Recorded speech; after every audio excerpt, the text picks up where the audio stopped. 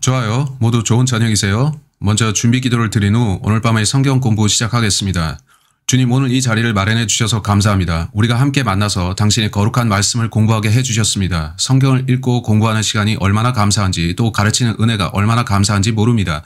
주님, 제가 기도하는 것은 이 시간이 축복과 세워주는 시간이 되게 해 주시라는 겁니다. 주님, 이로써 사람들을 돕게 해 주시기를 제가 원합니다. 그렇게 해 주시기를 원합니다. 보는 이들의 눈을 열어주시며 그들로 진리를 알게 해 주시옵소서. 예수님의 이름으로 기도했습니다. 아멘. 좋아요. 이번 시간은 지난주의 연장선인데 우리가 여기에서 끝냈던 걸 알고 있죠. 지난주에 하던 데부터 다시 보겠는데 여기다 그려놨습니다. 우리는 교회에 대해서 좀 이야기했었고 저는 하늘나라에 대해서도 약간 설명하는 좋은 시간을 가졌습니다. 새 예루살렘에 대해서도 봤었는데 우리는 교회, 그리스도의 신부, 새 예루살렘을 봤죠. 저는 이번 주에도 같은 주제를 이어나간다 말씀드렸는데 오늘 조금 더 말씀드리겠습니다. 그렇게 하는 데는 이유가 있습니다. 아멘. 이 시간이 여러분 모두에게 은혜가 되고 뭔가 배우시기 원하는데 또한 관련하여 어떻게 좋게 표현하면 모르겠는데 어떤 거짓 가르침들이 있습니다. 그것들도 말해보겠습니다. 아시죠? 많은 사람들이 어떤 교단 소속으로나 혹은 개별적으로 여러 가지 가르침을 전합니다. 저는 언제나 성경에 밀착하기를 원합니다. 아시죠? 저는 다른 사람들이 어떻게 가르치건 상관하지 않습니다. 저는 성경대로만 전할 것입니다. 이제 여러분이 자기 마음을 스스로 정하십시오. 아시죠? 제가 여기서 독재자처럼 제 말을 믿으시란 말입니다 라고 하진 않을 겁니다. 그건 체리티 사랑이 아닙니다. 그렇죠? 우리에게는 은혜가 있어야 하고 체리티도 있어야 하는데 저기에 어떤 사람들은 그 중에 어느 하나도 없습니다. 그들은 자신들의 교제를 당신들이 나처럼 믿지 않으면 우리는 교제할 수가 없습니다 라는 식으로 시작하죠. 그런 것은 언제나 저를 괴롭게 합니다. 따라서 오늘 밤 저는 여러분에게 이것이 분리선입니다. 저를 따라 이 선을 넘어오지 않으면 우리는 교제를 못합니다 같은 얘기는 안 할 겁니다. 하지만 어떤 그룹은 그렇게 하고 있습니다. 어떤 이가 이번 주 제게 말한 것이 있는데 그걸 나누려고 합니다. 이 영상은 유튜브로도 사방에 나가겠지만 누군가 제 페이스북 계정을 만들었답니다. 전 페이스북을 하지 않고 계정도 없는데 다른 더 나은 걸 하고 있죠. 근데 누군가가 로버트 브레이커의 이름으로 페이스북을 열었답니다. 수천 명의 사람들이 거기로 들어가서 교제하는데 그들은 세대적 진리를 사랑하고 킹제임스 성경을 사랑하는 사람들로서 그들 중 많은 이들이 제 영상을 보고 구원받은 사람들입니다. 제게는 큰 은혜가 되죠. 제가 아는 몇몇 사람들이 이 문제에서 감시자 역할을 하고 있는데 그들이 말하기를 어떤 사람들이 들어와서 사람들을 데리고 나가고 있다고 합니다. 우리는 이 자들을 극단적 세대주의자들이라고 부르는데 그러한 교파명이 붙어 있죠. 자, 그것은 다소 웃기는 명칭인데 그것은 성경에 없는 단어죠. 그 명칭은 여러 부류의 사람들을 하나로 묶는 것입니다. 어떠한 세대적 진리도 믿지 않는 사람도 극단적 세대주의에 집어넣는 식입니다. 우리는 세대적 진리를 믿는 사람들입니다. 근데 저쪽에는 세대주의를 극단적으로 끌고 가는 사람들이 있습니다. 그들은 지나치게 나누기에 우리는 그들이 너무 나누는 자들이라 합니다. 오늘 저는 그 이야기를 할 것인데 극단적 세대주의가 뭔지를 조금 말하겠습니다. 또한 제가 말할 것은 제가 만난 그 사람들 중에 일부는 구원받았다는 겁니다. 아시죠? 하지만 그들은 이를테면 당신이 나에게 동의하지 않으면 교제할 수 없습니다 라고 합니다. 그렇다면 전 당신들은 은혜라는 것이 있습니다 라고 물을 수 있죠. 저는 다른 크리스찬들과 교제합니다. 그렇죠? 하지만 선긋기를 좋아하는 사람들이 있는데 이쪽으로 오지 않으면 안 됩니다 라고 하죠. 근데 그들이 이쪽으로 넘어와서 사람들을 데리고 자기들 편으로 데려가는데 그거는 잘못이죠. 제가 보고 싶지 않은 것 중 하나가 그리스도의 몸 안의 분열입니다. 이 문제를 고린도전서 3장의 강의에서 다뤘었죠. 지금 다시 그 얘기를 하진 않겠지만 고린도전서 3장을 읽어보셨나요? 거기서 바울은 난 바울에게 속했다, 나는 아폴로에게 속했다 하는 자들이 서로 다투는 것을 꾸짖습니다. 전 그런 거 혐오합니다. 제가 가장 좋아하는 구절은 싸움이 나기 전에 시비를 멈추라는 것인데 저는 논쟁을 즐기지 않습니다. 대신 저는 가르치기를 원하죠. 아시죠? 우리 모두는 주께서 주신 은사들을 가졌고 주께서 제게 가르치는 은사를 주셨는데 그래서 저는 가르칩니다. 저는 말씀을 가르친 후에 당신이 그걸 받든지 거부하든지 원하는 대로 하시되 주께서 성경에서 보여주신 걸 믿으세요 라고 하죠. 전 제 믿음을 여러분에게 강요하지 않습니다. 대신 저는 어떤 다른 사람들이 어떻게 믿는지를 보여주고 저는 이렇게 믿는다 말씀드립니다. 어느 쪽이 성경적인가 말이죠. 아시죠? 이렇게 소개말을 마치고 이제 저는 당신에게 5, 6개의 서로 다른 교단들을 보여드리겠습니다. 그들이 이 주제에 대해 어떻게 잘못 알고 있는지를 말씀드리죠. 그들은 모두 기독교계에 속해 있는데 우리도 그것들 중에 하나에 소속되어야 하나요? 아니요. 교회는 하나뿐입니다. 그렇다면 세상에는 왜 그렇게도 많은 교회들이 있을까요? 이는 어떤 사람들은 버거킹을 선호하는 식으로 이걸 버거킹 기독교라고 부르는 모양인데 그런 식이죠. 그러지 말고 성경적으로 해야 합니다. 이 시간이 여러분께 은혜가 되기를 원하는데 저는 사람들이 이 주제를 선호하지 않는 것을 압니다. 전 이 문제에 대해 침묵하자는 주의가 아니고 말하자는 쪽입니다. 좋아요. 사람들은 어떻게 말하죠? 저 이걸 연구해서 그들의 관점을 제시하고 성경과 맞춰봐서 그게 맞는지 틀린지 보자는 겁니다. 아시죠? 자, 이제 같이 시작하시죠. 먼저 히브리서 10장 보겠습니다. 지난 시간 우리는 그리스도의 몸이 무엇인지, 교회가 무엇인지 개요를 말했습니다. 저는 교회가 또한 그리스도의 신부임을 말씀드렸는데 교회는 분명 신부입니다. 우리 아직 그분과 결혼하지 않았기에 약혼한 사이죠. 이 이슈 전반은 새 예루살렘으로 연결되는데 이건 대단한 공부라 생각합니다. 이것이 은혜가 되길 바라며 기쁨을 얻길 바라는데 많은 질문들이 나올 수 있죠. 한데 저는 오늘 조금 시간을 더 내서 모든 것을 하나로 조합할 생각입니다. 그렇게요. 자, 이제 시작하겠습니다. 히브리서 10장 5절은 꽤 흥미로운 구절입니다. 히브리서 10장 5절. 그러므로 그가 세상에 오실 때에 말씀하시기를 주께서는 희생 제물과 예물을 바라지 아니하시고 나를 위하여 한 몸을 예비하셨도다. 자, 아주 흥미로운데 제 기억이 정확하다면 본문은 시편 40편에서 인용된 것입니다. 자, 6절. 본문은 문맥상으로 희생제를 언급하면서 한 몸을 말합니다. 그리스도의 몸이 무엇인가요? 구원받은 신자들의 교회인데 그것이 어떻게 시작되었나요? 희생제를 통해서 시작됐습니다. 자, 그러므로 이 부분은 예수님의 피를 적용할 훌륭한 본문이죠. 아멘. 따라서 그 몸이 나타나기 전에 먼저 희생제가 있어야 했습니다. 여기 숙녀분들께서는 이거 아십니까? 그 작은 아기 몸이 여러분에게서 나오기 위해서는 많은 희생이 따라야 합니다. 큰 고통과 시련이 있어야 하고 후후후후 하는 가쁜 호흡도 해야 하죠. 아십니까? 몸을 낳으려면 노력이 들어갑니다. 맞죠? 따라서 예수님이 오셨는데 그는 한 몸을 원하셨습니다. 하지만 그는 자신이 먼저 어떤 시련을 통과해야 하는 것을 아셨죠. 많은 고통을 겪어야 했는데 그래서 그는 그 고통을 감내하셨습니다. 그것은 몸을 얻기 위함이었습니다. 베드로전서 2장을 보겠는데 메모에뒀다가 여러분 각자가 보십시오. 베드로전서 2장 24, 25절 거기에서 예수님이 고통을 이야기합니다. 그가 왜 고통을 받으셨나요? 우리를 위해서였습니다. 우리가 구원받으면 그리스도의 몸의 일부가 됩니다. 그것이 우리가 오늘 밤 살펴볼 것인데 먼저 말씀드릴 것은 레이, 이 강단은 아주 훌륭하지만 제가 이렇게 서야 될 것 같네요. 아니, 모두가 저를 잘 볼 수 있으면 좋겠는데 저쪽 방향에서 보시는 분들 칠판 잘 보이시나요? 정말 좋은 강단이에요. 오늘 이 주제를 보겠는데 그리스도의 몸이 교회인 것과 그것이 무엇이며 누가 거기에 들어가며 그것이 언제 시작되었는가를 보겠죠.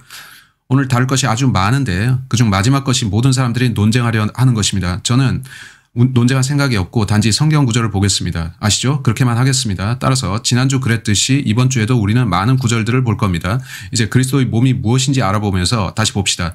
이걸 재빨리 살펴보면서 그리스도의 몸이 무엇인지 상기해 봅시다. 골로새서 1장 18절에서 24절. 여기서 우리는 바울의 교리를 보는데 바울은 아주 중요합니다. 그렇죠? 어떤 사람들은 극단적으로 바울로 가는데 극단적으로는 가지 마십시오. 그리스도의 몸이라고 했지 바울의 몸은 아닙니다. 아시죠? 여러분께 이거를 상기시켜 드립니다. 근데 바울을 살펴보는 건 하나님께서 바울을 부르셔서 이방인들을 이겨오도록 보내셨고 주께서 바울에게 보여주신 신비들이 있기 때문입니다. 제가 가장 아끼는 제 강의들은 성경의 7 신비들에 대한 것입니다. 저는 그것을 가르치기를 좋아합니다. 하나님께서는 바울에게 그것들을 보여주셨습니다. 물론 당연히 어떤 사람들은 크리스찬을 자처하면서 저는 예수님을 따르지 바울을 따르지 않아요 라고 하죠. 그런 거 들어보셨나요? 제가 그 교단이 생각나지 않는데 감리교 아니고 또 다른 파가 있는데 그들은 매우 루터교가 아니고 다른 교파인데 제가 지금 생각이 안 나네요. 하지만 그들은 뭐라고요? 그들은 바울에 대해 매우 적대적입니다. 그들에게 가서 저는 바울을 따릅니다 라고 하면 그들은 당신 이단이요 라고 합니다. 그들이 누군지 알겠나요? 지금 생각이 안 나는데 어떤 교회는 자신들이 바울을 완강히 거부한다고 말합니다. 인터넷에는 그 사람들이 올린 영상들이 있는데 그들은 사도 바울을 멀리하라고 가르칩니다. 그들 말대로 하면 문자 그대로 우리 신약의 3분의 2가 사라져야 합니다.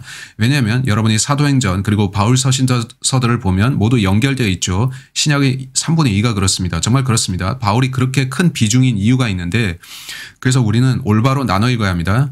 여러분은 그래야 하는데 따라서 바울은 우리에게 신약 교리의 핵심을 알려줍니다. 아멘. 여러분 모두 그에 동의하십니까? 아주 중요합니다. 따라서 골로새서 1장 18절 봅시다. 그는 몸인 여기에 콤마가 있고 바울은 15절에서 예수 그리스도에 대해 이야기 중이었죠. 예수께서 첫 태생이시라 했는데 선행사를 확인하면 여러분은 본문의 그가 예수님임을 압니다. 교회의 머리시라 그는 시작이시며 죽은 자들로부터 첫 번째로 나셨으니 이는 그가 만물 안에서 으뜸이 되려 하심이라. 자, 아멘. 우리는 그리스도를 으뜸으로 여겨야 합니다. 예수 그리스도는 하나님이시니까요. 그는 구주이시며 우리를 구원하십니다. 이는 모든 충만함이 그의 안에 거하는 것이 아버지를 기쁘게 하였음이며 그의 십자가의 보혈을 통하여 화평을 이루고 아멘 바로 이걸 말합니다. 땅에 있는 것이나 하늘에 있는 것이나 그에 의하여 모든 것이 자신과 화해하게 하시려는 것이라. 너희가 전에는 악한 행실로 인하여 멀리 떠나 너희의 생각으로 원수가 되었으나 그는 구원받은 사람들에게 편지하는데 그는 여러분들 구원받았습니다 하면서 하나님이 구원받은 자녀들에게 씁니다. 그리고 22절을 보면 이제는 그의 죽으심을 통하여 그의 육신의 몸 안에서 자 따라서 문자적으로 십자가에 바쳐진 그리스도의 몸을 통해 그리스도의 몸이 시작된 겁니다. 어떤 물리적인 것이 영적인 것을 시작해 한 거죠. 그렇게 말할 수 있는데 우리는 새 예루살렘이 물리적 존재라는 사실을 압니다. 22절 마저 보겠습니다.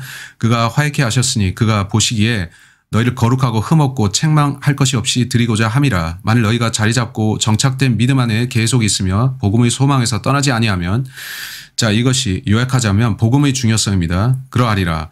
이것은 너희가 들었고 하늘 아래에 있는 모든 피조물에게 전파된 것이니 나 바울은 이 복음의 일꾼이 되었노라. 자 24절입니다. 이제 내가 너희를 위하여 받는 나의 고난들을 기뻐하고 또 그리스도가 고통받으신 이후에 있는 것을 그의 몸인 교회를 위하여 내 육신에 채우노라. 자 따라서 18절은 몸과 교회 사이에 콤마가 있었고 24절에서는 그의 몸인 교회를 위하여라 했습니다. 바울은 기본적으로 자신이 몸을 위해 모든 것을 한다고 했죠. 그 몸이 뭘 뜻하나요? 구원받은 사람들입니다. 즉 그는 구원받은 사람들을 말한 것인데 몸은 교회입니다. 좋아요. 자 이제 에베소서 1장을 봅시다. 이 중 일부는 우리가 지난주에 읽었는데 그 전체를 보진 않겠습니다. 저는 본문 전체를 읽는 편을 선호합니다. 가능한 한 여러분이 본문 전체를 보길 원하기 때문이죠. 여기 에베소서 1장 22절, 23절을 보겠는데 자 22절부터 봅시다. 또 만물을 그의 발 아래 두시고 자 이분은 20절의 그 예수님입니다. 그를 만물 위에 머리가 되게 하셔서 교회에게 주셨느니라. 여기서 마침표가 아닌 콤마가 있습니다. 교회는 그의 몸이니 만물 안에 모든 것을 채우시는 분의 충만이니라. 그리스도의 몸이 교회인 것을 부정할 수 있는 사람은 없습니다. 맞죠? 아주 중요합니다. 이제 얼마나 많은 몸들이 있습니까? 하나입니다. 에베소서를 보고 있는데 이제 4장 4절로 갑시다. 에베소서 4장 4절 너희가 너희를 부르시는 한 소망 안에서 부르심을 받은 것처럼 한 몸과 한 분 성령이 계시니 따라서 한 몸이 있습니다. 그리스도의 몸은 둘이 아닙니다. 예수 그리스도는 조셉 스미스가 아닌데 그는 두 아내를 갖지 않으십니다. 맞죠? 한 몸입니다. 그러니 교회 시대라 일컫는 이 시대에 구원받은 모든 사람은 그리스도의 몸에 속한 것입니다. 두 몸이 있는 게 아니고 한 몸입니다. 맞죠? 이걸 아는 게 중요한데 한 몸입니다. 자 이제 골로새서 3장 15절 봅시다. 저는 어떤 사람들이 그 몸이 둘이라고 말하는 거 들었습니다. 그건 마치 당신은 성경과 반대로 말하는데 그러면 우리는 당신과 상관없죠. 그들이 이렇게 말하는데 성경이 저렇게 말씀한다면 우리는 어느 쪽을 따라야 하나요? 언제나 성경입니다. 그렇죠? 이거는 너무 당연한 거고 그래야 됩니다. 골로새서 3장 15절은 제가 좋아하는 구절 중 하나입니다. 하나님의 화평이 너희 마음을 다스리게 하라. 이를 위하여 너희가 한 몸으로 부르심을 받았나니 또한 너희는 감사하는 자가 되라. 따라서 성경에 따르면 한 몸이 있는데 그리스도의 몸은 교회입니다. 제 말은 이건 분명한 사실인데 그래도 강조를 하겠습니다. 왜냐하면 제 설명에서 이것이 기본 전제이기 때문이고 그러니 기억하세요. 근데 어떤 사람들은 이것과 다르게 가르칩니다. 예수님이 죽으시기 전에 예비 사도들 즉 제자들을 앞에 두고 말씀하셨는데 그들은 그 상태를 다른 몸으로 간주합니다. 그것은 초기 사도들로 된 유대인들의 몸이었는데 그들은 그 몸과 이 몸을 나누려고 합니다. 전 그렇게 하지 않는데 이 부분을 잠시 말씀드리겠습니다. 이것이 그리스도의 몸의 출발이고 이것은 그리스도의 죽음과 함께 시작되었는데 저쪽 사람들이 이쪽으로 넘어와서 그 몸이 일원이 된 것입니다. 그 점을 여러분께 증명하겠습니다. 설명할 때 저는 조심스럽게 할 것인데 왜냐하면 여러분이 제 말을 듣고 믿는 것이 아니라 성경대로 믿으시라는 것입니다. 아시죠? 왜냐하면 이와 다르게 가르치는 사람들이 많으니까요. 그리스도의 몸이 뭔가요? 교회입니다. 우리는 지난주에 봤다시피 교회는 그리스도의 신부이며 또 새 예루살렘입니다. 그 안에 누가 있죠? 교회 안에 누가 있죠? 에베소서 5장으로 갑시다. 우리는 교회가 뭔지를 봤는데 그게 뭔지 알았습니다. 그럼 그 안에 누가 존재하나요? 그리스도의 몸은 누구인가? 혹은 그 안에 누가 있는가? 그것이 우리가 살펴볼 것입니다. 에베소서 5장 30절 그리스도의 몸 안에 누가 있습니까? 에베소서 5장 30절 말씀하죠. 이는 우리가 그의 몸과 그의 살과 그의 뼈의 지체임이라. 여러분은 여기서 우리라는 것에 주목하십니까? 그가 누구에게 말하고 있나요? 그는 에베소에 있는 몸된 신자들, 구원받은 자들에게 쓰고 있습니다. 그는 우리가 그리스도의 몸에 속했다고 하는데 몸 안에 있는 이는 구원받은 자들입니다. 여러분이 복음을 통해 구원받았다면 그리스도의 몸의 일원입니다. 그렇게 간단한 것이죠. 본문을 더 봐야 되는지 볼까요? 네, 그렇죠. 본문을 좀 더 살펴보겠습니다. 자, 그래서 복음의 중요성이 여기서 강조되고 있습니다. 본문을 통해 복음을 잠시 설명하겠습니다.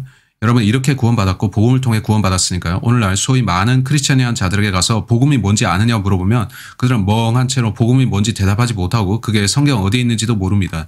제가 복음이 뭔가요? 라고 하면 그들은 마태, 마가, 누가, 요한이라고 합니다. 복음의 뜻은 좋은 소식입니다. 마태, 마가, 누가, 요한 복음은 그리스도의 오심에 대한 좋은 소식이지만 사복음서의 많은 부분은 그가 죽으시기 전입니다. 따라서 제가 복음이 뭐냐라고 질문할 때 그건 구원의 복음이 뭐냐라고 묻는 겁니다. 그거는 십자가 이전이 아닌 십자가 이후죠. 사복음서는 대단한 책들이지만 사복음서의 많은 부분들이 예수님 죽으시기 이전의 이야기입니다. 복음은 그가 죽으실 때 하신 일과 그가 부활하신 사실에 대한 것인데 우리가 구원받고 그리스도의 몸 안에 들어가려면 그걸 믿어야 합니다. 이걸 아는 것이 아주 중요한데 로마서는 아주 빨리 지나가죠. 로마서 7장을 잠시 보겠는데 고린도전서 12장도 보겠습니다. 제가 하고자 하는 건 여러분이 메모를 하신다면 참고하시도록 구절들을 알려드립니다. 여러분에게 기본적 실탄을 드리겠는데 비진리를 가르치는 사람들에게 대항하는데 이걸 쓰십시오. 자, 오늘날 제7일 안식교 SDA라 부르는 그룹이 있는데 그들은 우리가 여전히 구약 율법 하에 있는 것으로 생각합니다. 그래서 그들은 율법과 은혜를 섞으려고 합니다. 로마서 10장 4절에서 그리스도는 믿는 자들을 위해 율법의 끝이 되셨다라고 하기에 우리는 구약 율법 하에 있지 않습니다. 율법은 이스라엘에 적용되죠. 그러니 여러분은 조심하십시오. 교리를 엉망으로 만드는 자들이 있는데 여러분이 단지 성경을 올바로 나눠 공부하기만 하면 그런 이단에 빠질 수가 없습니다. 맞죠? 저는 예의를 지키려고 하고 그들을 비난하지는 않겠습니다. 저는 단지 성경에서 율법은 저주라고 했는데 왜 당신네는 거기로 돌아가려 하느냐는 거죠. 왜 저주로 돌아가려 하는 겁니까? 왜 은혜 안에서 구원받아서 축복을 누리지 않고 말이죠. 만일 여러분이 율법으로 구원받았다면 자신이 구원받았는지 아닌지를 알 수 없습니다. 왜냐면 여러분 이렇게 살 거니까요. 저는 충분히 착하게 살았기를 바래요. 그가 죽을 때 어쩌면 하나님께서 저를 받아주실지도 몰라요 라고 하면서 죽겠죠. 그건 구원이 아닙니다. 구원은 나는 선할 수 없습니다. 그러니 포기하고 그가 하신 일을 믿겠습니다라는 것입니다. 이제 그가 저를 구원하셨고 저는 구원받은 걸 압니다. 그분을 위해 살아가려 하죠. 이런 차이점이 있습니다. 이제 고린도전서 12장을 봅시다. 자, 교회가 누구인지를 여기서 말하고 있습니다. 구원받은 사람들요. 몸은 하나인데 저는 성경 어디에서도 두 몸을 말하는 구절을 찾지 못하겠습니다. 많은 지체가 있고 한 몸에 지체는 많아도 모두 한 몸인 것처럼 그리스도께서도 그러하시니라. 반복해서 한 몸을 강조하죠. 유대인이나 이방인이나 이건 중요합니다. 잘 보세요. 두 그룹이 있는 겁니다. 여러분은 유대인 아니면 이방인이죠. 여러분이 구원받았다면 어느 쪽이었건 상관이 없고 이제 여러분은 그리스도의 몸입니다.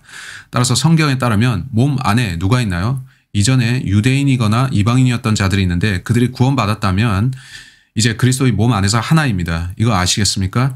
제가 지어낸 말입니까? 아니면 성경대로입니까? 성경 말씀이 그렇습니다. 또 이렇게 말씀하는데 또 모두가 한 성령 안으로 마시게 되었느니라. 건너뛰어서 18절을 봅시다. 그러나 이제 하나님께서는 친히 원하시는 대로 지체들 각각을 몸 안에 두셨느니라. 자, 다시 건너뛰어서 27절로 갑시다.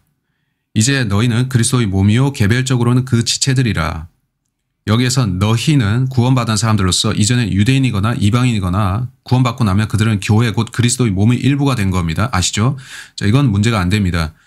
성경에는 오직 세 그룹이 나오는데 유대인, 이방인 그리고 교회입니다. 구원받으면 여러분은 교회에 속하고 자신이 이방인이냐 유대인이냐 따질 필요가 없습니다. 저는 유대인 출신 성도들을 아는데 그들은 저는 유대인입니다 라고 하지만 네, 당신이 그렇게 태어났으나 거듭났으므로 이제 당신은 그리스도의 몸입니다 라고 해야 되죠. 이제 로마서 7장으로 갑시다. 지난주에 내용과 연결되는데 로마서 7장은 살짝 그렇습니다.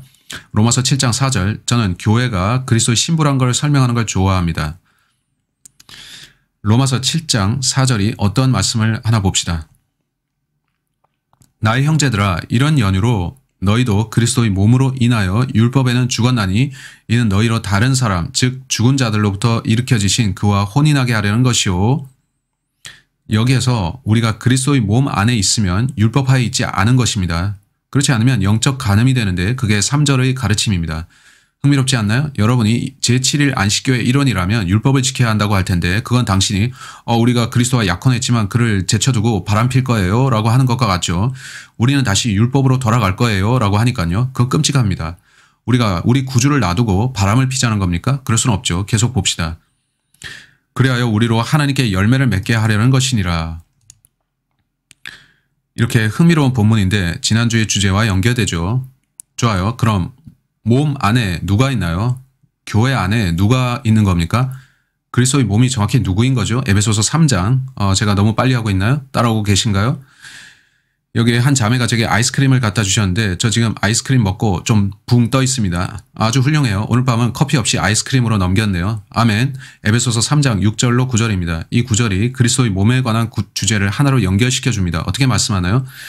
제가 왜 이걸 말씀드리고 있냐면은 어떤 사람들은 그리스도의 몸이 오로지 이방인들이라고 하기 때문입니다. 그들은 유대인들은 여기서 빼야 된다고 합니다. 저는 그 말을 듣고 아닌데 하고 있죠. 또 다른 이들은 유대인과 이방인 모두 있다고 하지만 초기 사도들은 빼야 된다고 합니다. 그들은 사도들을 뺀 후에 그들이 그리스도의 몸이 아니라고 합니다. 그 둘 다 옳지 않은데 저는 성경으로 입증하겠습니다. 하지만 여러분이 알기 바라는데 제가 이걸 설명하는 이유는 여러분이 거짓 교리에 휩쓸리지 않도록 하기 위함입니다. 여러분이 비진리를 따라가지 않기를 바랍니다. 제가 보기로 했던 에베소서 3장 6절에서 9절까지를 봅시다. 에베소서 3장 6절. 이는 이방인들이 복음을 통하여 그리스도 안에서 공동 상속자가 되고 한 몸이 되며, 이 말씀에 따르면 그 몸은 처음에 유대인을 위한 것이었고 나중에 유대인들이 그들의 메시아를 거절하자 우리 이방인들이 그 동일한 몸 안으로 들어온 것이라 합니다. 그렇게 말씀하는 것입니다. 6절을 마저 봅시다. 그의 약속에 동참자가 된다는 것이니라. 이로써 그분의 능력이 효과적으로 역사하신 대로 내게 주신 하나님의 은혜의 선물을 따라가 내가 이 복음의 일꾼이 되었노라. 모든 성도들 가운데서 가장 작은 자보다도 더 작은 자에게 이 은혜를 주신 것은 이방인들 가운데 헤아릴 수 없는 그리스도의 풍요함을 전파하게 하려는 것이라. 자, 이제 9절을 보십시다. 또 예수 그리스도를 통하여 만물을 창조하신 하나님 안에서 세상이 시작된 때부터 감추어져 왔던 신비의 교제가 무엇인지 모든 사람에게 알게 하려는 것이니, 자, 따라서 바울에게 신비가 계시되었는데 그는 그 신비가 이방인들이 들어오는 몸이라고 합니다. 그들은 그 몸의 공동 상속자가 됩니다. 그것이 신비의 내용입니다. 이것은 온통 복음에 관한 이야기가 되는데요. 복음이라는 게 무엇입니까? 물론 여러분은 복음이 고린도전서 15장 1절로 4절에 나오는 것을 알 텐데 그리스도께서 우리의 죄들로 인해 죽으시고 장사되고 성경대로 셋째 날에 부활하신 걸 말합니다. 그 복음이 누구를 향한 것이었나요? 성경에서 그 복음을 예수 그리스도의 복음이라 하고 또는 하나님의 은혜의 복음, 구원의 복음 이렇게 많은 표현들이 있는데 로마서 1장 16절을 보십시오. 복음이란 게 누구를 위한 겁니까? 단지 이방인들을 위한 것인가요? 예수님께서는 오늘날 이방인만 구원하고 계신가요? 그는 아니라고 하시는데 나는 유대인들도 구원받기를 원한다라고 그분은 말씀하시죠.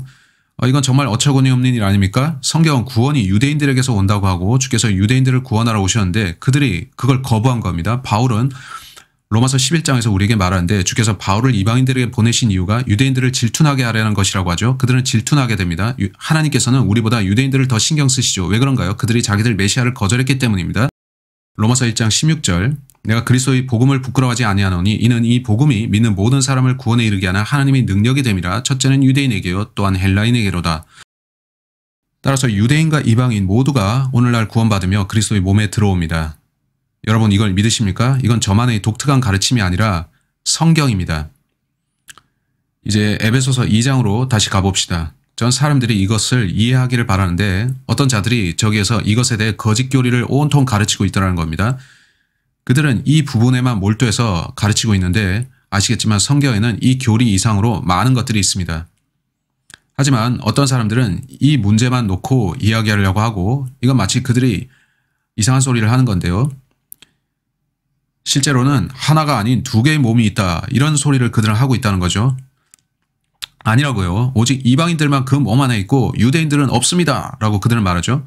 당신네들 왜 그렇게 주장하죠? 우리가 성경을 잘 숙지한다면 그런 데 빠지지 않을 수 있습니다. 우리는 오히려 아니요, 당신들에게 한 수 가르쳐 드리겠습니다 라고 해야 되겠죠.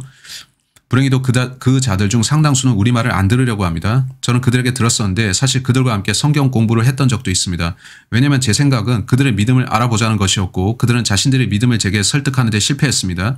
그들 덕분에 저는 더 성경대로 믿게 되는데 그들이 그 말을 할 때 저는 성경을 보면서 구절들을 확인했고 그들의 말이 성경과 다른 걸 알았습니다. 그래서 그들 덕분에 더 나은 크리스찬이 됐죠. 제가 무슨 말 하는지 아십니까? 제가 아까 뭘 본댔죠? 에베소서 2장 본다고 했습니다. 에베소서 2장 11, 14절.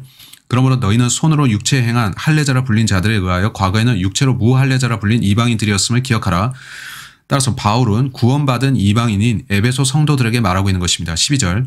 그때 너희는 그리스도로부터 분리되어 있었고 이스라엘 나라에 속하지 않은 타국인이요 약속의 언약들로부터는 생소한 사람이었으며 소망도 없고 세상에서 하나님도 없었느니라. But now, 바울이 이 but now라는 표현을 얼마나 자주 쓰는지 아십니까? 그는 과거와 지금의 차이점을 강조하면서 설명할 때 이런 표현을 즐겼습니다. 이것이 세대를 나누는 게 아니라면 제가 당신들의 더러운 양말을 먹기라도 하겠습니다. 제 말은 이거야말로 성경의 세대 구분이라는 겁니다. 바울이 but now라는 표현을 쓰는 경우를 보세요. 그러나 한때 멀리 있었던 너희가 이제 그리스도 예수 안에서 그리스도의 피로 가까워졌느니라. 그는 우리의 화평이시니 둘을 하나로 만드셨고 뭘 둘이라고 하죠? 유대인과 이방인이죠. 우리 사이에 가로막힌 중간의 벽을 허물어뜨리셨으며 원수된 것 곧 법령 안에 속한 계명들의 율법까지도 그 육신 안에서 폐기하셨으니 이는 그 둘을 자기 안에서 한 세 사람으로 창조하사 화평케 하시고 자, 일단 여기까지 읽고 멈추겠는데 여기까지 볼 건 아니었죠. 저는 14절에서 둘을 보스라는 단어를 보고자 했습니다. 따라서 그리스도의 몸 안에서는 한때 유대인이거나 이방인이었던 존재가 있는데 이제 그들은 그리스도의 몸이 되었고 구원받은 사람들입니다. 좋아요. 여러분 모두 제게 동의하시나요? 좋습니다. 이제 우리는 그 일이 언제 시작되었나 보겠습니다.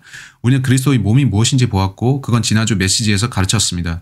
우리는 그 몸 안에 누가 있나를 봤고 이제 우리는 그 몸이 언제 시작되었나를 볼 것입니다. 하지만 그 이야기 하기 전에 저는 그 몸이 어디에 있는지 묻고자 합니다. 자, 여기다 쓸 공간이 없으므로 그냥 쓰지 않고 이야기하다가 칠판으로 돌아가서 정리합시다. 그리스도의 몸이 어디에 있죠? 그 생각 해보신 적 있나요? 자, 제가 살펴본 바로 이게 성경에 나오는 바른 설명 방식입니다. 그리스도의 몸은 순수 구원받은 사람들로 이루어져 있습니다. 맞죠? 많은 사람들이 설명하려 하지만 제 생각에 이렇게 보는 게 좋겠는데 지역교회, 자 이걸 뭐라 불러야 할지 모르는데 일단 하늘의 교회라고 부르겠습니다. 그 둘의 차이점을 구분하도록 하겠습니다. 모든 구원받은 사람들은 그리스도의 몸의 일부입니다. 교회라는 단어는 어디서 왔냐 하면은 저 헬라어를 언급하고 싶진 않지만 그것은 헬라어 단어 에클레시아에서 왔습니다. 그 뜻은 불러냄을 받은 모임이란 것인데 따라서 많은 교회들에서는 헬라어를 중시하죠. 그들은 교회가 불러냄 받은 모임이라고 목소리를 높입니다. 그래서 그들은 말하기를 어디로 부름받았는가 라고 합니다. 우리가 구원받았다면 세상으로부터 불러냄 받은 겁니다. 근데 그들은 아니 교회는 불러냄 받은 후에 한 장소에 회중이 되어서 모여 있어야 합니다 라고 하죠. 그래서 그들은 교회가 사람들이 모이는 집회라고 규정합니다. 침례교도들 가운데 침례교 신부주의자들이 있는데 침례교 신부주의자들을 들어봤나요? 베프티스트 브라이더들은 말하기를 지역 교회만이 그리스도의 몸이라고 합니다. 따라서 그 교파의 군속 교회들에 속한 사람들이 자신들은 그리스도의 신부라 말하고 다니는데 펜사콜라에만 10개의 그런 침례 교회들이 있다면 하나님께서 10명의 신부들을 가지신 건가요? 그것은 명백히 사도가 말하는 것이 아닌데 그가 그리스도의 신부라고 할 때 명백히 이쪽 교회를 말하는 것입니다. 이쪽 교회가 어떤 교회죠? 과거, 현재, 미래의 모든 거듭난 크리스천들, 그리스도를 신뢰했으나 지금은 죽은 성도들, 그들도 이 몸의 일부를 이루는데 그들은 교회란 게 어디에 있는가? 회중이다라고 하죠. 그들은 일부는 하늘에 있고 일부는 여기 있으며 또 저기에 있죠. 전 여러분이 이걸 물어봐줘서 고마운데요. 에베소서 2장 16절에서 뭐라 말씀하지 압니까? 하나님은 시간의 범주 바깥에 계시죠. 그는 영원에 계십니다. 본문에 뭐라 말씀하는지를 보면서 잠시 설명드리겠는데 에베소서 2장 16절이 어떻게 말씀하나요? 구절을 제가 잘못 제시했네요. 제가 찾는 구절이 아닌데 에베소서 2장 4절 미안합니다. 에베소서 2장 4절 에베소서 2장 4절은 그러나 자비가 풍성하신 하나님께서 우리를 사랑하신 그의 큰 사랑으로 인하여 죄들 가운데서 죽었던 우리를 그리스도와 함께 살리셨으니 너희가 은혜로 구원을 받은 것이니라. 자 이제 6절을 보십시오. 또 함께 일으키사 그리스도 예수 안에서 천상에 함께 앉히셨으니 이제 성경은 말씀하기를 제가 그리스도 예수와 함께 하늘에 앉혀졌다라고 합니다. 여러분 제게 그걸 설명하실 수 있습니까? 저는 지금 여기에 서 있지 않습니까? 전 하늘에 가 있지 않습니다. 하나님께서는 영원의 지경 저 바깥 하늘에 계시고 누군가 여기에서 구원받으면 성경이 말씀하기를 그들이 영생을 받는다라고 합니다. 맞죠? 여러분이 영원한 생명을 받을 때 영원에서 뭔가가 일어납니다. 맞나요? 무엇이 일어나죠? 성령께서 여러분 안에 내주하기 시작하시며 성령께서는 저 위에도 계신 분입니다. 성령께서 여기 위에 계시기에 하나님께서는 영들은 여기에도 앉아있고 여러분 안에도 있다라고 하시는데 하나님께서 보실 땐 여러분이 저 위에 앉아있는 겁니다. 전 그 원리를 모르겠지만 상상해보면 하늘에 좌석들이 쫙 깔려 있을 것이고 그중 하나에 로버트 브레이커라는 제 이름이 붙어 있을 겁니다. 하나님께서는 제가 이미 거기에 앉아 있는 것처럼 보고 계시죠. 왜냐하면 하나님께서 보실 때 저는 영원히 구원받았고 그는 시간의 바깥에 계시며 영원하심으로 하나님 관점에서는 제가 이미 거기에 있는 겁니다. 그 생각해 보세요. 본문은 그렇게 말씀합니다. 본문은 우리가 그와 함께 앉혀졌다 말씀하고 있지 앞으로 앉을 것이다, 앉혀질 것이다 라고 하지 않습니다. 본문은 그가 우리를 천상에 함께 앉으셨다고 말씀합니다. 본문은 그가 하실 것이다 하지 않고 과거 시제로 말합니다. 따라서 제가 구원받았을 때 어떻게 영원한 보장이 가능하냐면 저는 영생을 받은 즉시 이미 하늘에 앉혀졌습니다. 그게 뭡니까? 그것이 회중입니다. 구원받은 모든 사람들이 지금 하늘에 함께 모여 있습니다. 하나님께서 보실 때 어떤 식으로든지 그렇습니다. 이것이 교회입니다. 초기 교회의 어떤 교부들은 교회 역사 초창기에 이것을 승리한 교회라고 불렀습니다. 한데 지상에 있는 신자들 모두가 한 장소에 모여 있을 수는 없죠. 여러분은 세상에 있는 모든 크리스찬들이 한 장소에 모이는 거 생각해 보셨나요? 꽤 멋질 것 같긴 하지만 마귀가 우리 모두를 한 번에 죽이기도 쉽겠죠. 안 그런가요? 우리는 다 모여있지 않고 일부는 필리핀에, 일부는 러시아에, 일부는 우크라이나, 일부는 중앙아메리카 이렇게 성도들은 모두 하나지만 교회 건물에서 만날 수 있는 한 번에 만날 수 있는 숫자는 적습니다. 혹은 가정교회일 수도 있고요. 이게 지역교회인데 이것은 구원받은 모든 사람들의 교회입니다. 따라서 그중 하나는 제가 영적 유기체라 부르는 것인데 왜냐하면 이것은 유기체와 같아서 몸입니다. 몸은 유기체인데 저는 이것을 그리스도의 몸이라 부르며 제가 그리스도의 몸이라 할 때 이쪽 것을 얘기하는 것입니다. 다른 쪽 교회는 제가 뭐라 부를지를 잘 모르겠는데 우리가 특정, 철자가 이렇죠. 특정 조직입니다. 저는 조직이라는 말을 쓰는 것을 좋아하지는 않는데요. 왜냐하면 요즘 많은 사람들이 자기들 조직에 들어와야 교회라고 하기 때문입니다. 저는 그러지 않는데 어쨌든 지역교회는 지상에 있는 어떠한 특정 조직이고 저쪽 그리스도의 몸과는 다릅니다. 근데 어떤 사람들은 지역교회를 말하면서 그것이 우리의 지역적 몸이라고 합니다. 지역적 소그룹들을 말하는 거죠. 여러분은 차이점을 아시겠나요? 우리가 그 차이점을 아는 건 중요한데 침례교 신부주의자들은 그걸 모릅니다. 그들은 유기체 교회를 부정하고 지역교회만을 인정합니다. 그렇다면 예수 그리스도께서 몰몬교 교주이신가요? 이렇게 많은 신부들을 거느리신다니 전 그렇게 믿지 않습니다. 그런 거 믿을 수가 없기에 침례교 신부주의자가 되기를 사양합니다. 여러분은 베프티스트 브라이더를 어떻게 알 수 있냐면 그들은 많은 시간을 들여서 침례를 통해 그리스도의 몸에 들어가는 것을 가르칩니다. 그들은 물침례와 성령 침례의 차이점을 모릅니다. 저는 우리가 그리스도의 몸 안에 들어갈 때 영적 침례를 받는 것에 대한 구절들을 보여드렸는데 그게 이겁니다. 근데 그들은 여러분이 그들의 몸 안에 들어가려면 물침례를 받으라고 합니다. 그래서 우리는 그들을 침례교 신부주의자들이라고 부릅니다. 그들이 쓰기 좋아하는 용어가 있는데 그것은 에일리언 베프티즘이라는 겁니다. 이런 거 들어보셨나요? 이 사람들 중 다수는 그냥 침례교도들이고 다른 종파들은 해당이 안 되는 것 같습니다.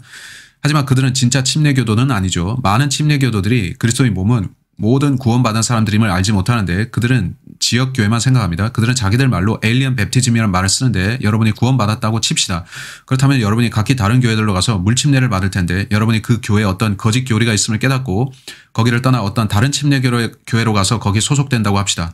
여러분이 당신네 교회에 합류하고 싶습니다 라고 하면 그들이 이렇게 말합니다. 침례교회에서 침례 받으셨나요? 여러분은 아니요. 저는 이러이러한 교회에서 침례 받았습니다 하면 그들은 우리는 그거 인정 못합니다. 그거는 에일리언 베프티즘이에요. 우리한테 다시 침례 받으세요 하면서 그들은 여러분이 그들 교회에서 다시 침례 받으라고 요구합니다. 그러면서 그들은 그 물을 통해서 여러분이 회원이 되었다고 하는 거죠. 여러분이 그런 거 보면 잘 분별해야 하는데 저 이런 사람들을 많이 봤습니다. 그들을 보면 저는 즐겨 인용하는 성구가 있는데 싸움이 일어나기 전에 시비를 멈추라 하는 거죠. 제가 이런 사람들을 만나면 그들은 이런 주제로 논쟁하고자 하기에 재미있는 점은 그들은 자기들의 교리가 틀렸음에도 논쟁만 하려고 한다는 겁니다. 거짓 교리 가지고서요. 그들이 자기들의 교리를 변호할 것은 성경에 별로 없습니다. 성경은 에일리언 베프티즘 같은 얘기 안 합니다. 그들은 제게 묻기를 로버트 브레이커 에일리언 베프티즘에 대해 어떻게 생각해요? 라고 하는데 저 이렇게 대답합니다. 제가 형제에게 좀 말하겠습니다. 만약 UFO가 여기 나타나고 ET가 거기서 나온다면 저는 그들에게 침례 주지 않겠습니다. 그러면 그들은 큰 소리로 웃기 시작하는데 그렇게 하면 그들과 논쟁할 필요가 없습니다. 아십니까? 전 그런 이슈로 다투고 싶지 않습니다. 그런 이슈는 하등 중요치 않습니다. 성경은 어디에 있고 보혈과 복음은 어디 갔습니까? 왜 당신들은 온통 물침례만 이야기합니까? 왜 우리는 그리스도의 피와 구원에 대해 말하지 않나요? 거듭나고 구원받아서 이 몸에 들어가는 건 말이죠. 많은 사람들이 하고자 하는 일은 온통 지역 조직에 집어넣는 것인데 여러분이 이 사람들을 분간할 수 있는 것은 그들이 자랑하는 게 온통 얼마나 매주 몇 사람 침례 주는가 하는 그것이죠.